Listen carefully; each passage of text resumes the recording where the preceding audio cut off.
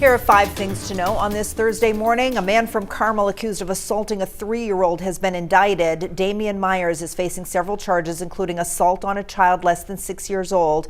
Officials say the child was brought into a hospital by the baby's mother in January. Staff there suspected that the child had been abused, and then Maine DHHS obtained footage from inside the home, reportedly showing him abusing the child and then teaching the child how to cover it up. The man charged in a fatal crash at Acadia National Park set to be sentenced today. Praneeth Manioglu pleaded guilty to manslaughter and OUI charges back in February.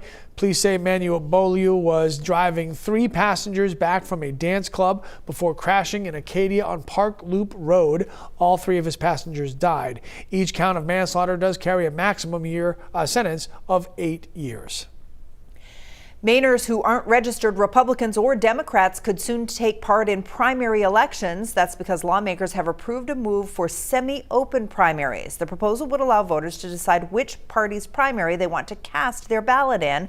About a third of registered voters in the state are not enrolled in any party. The bill now heads to Governor Mills' desk. A plan to restructure the distribution of power in Portland is moving forward. It would shift certain powers from the city manager, which is an appointed position, to the mayor, which is an elected position. Nothing is finalized yet, but last night, Portland's Charter Commission did discuss several possible amendments to the city's governance model. The proposal does still have to go through more meetings and public comment. If it makes it through all of that, voters would then have the final say, and that would happen in November.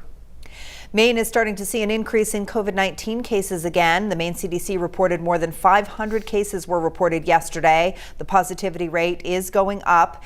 And in Maine's hospitals, 136 people are being treated for the coronavirus. That's up 36% in about a week.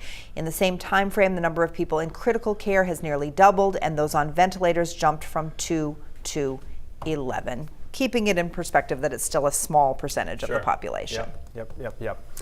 Weather, second half of this week here, is going to be dominated by wind and chilly temperatures too. I mean, these numbers are more like, late March or early April tops.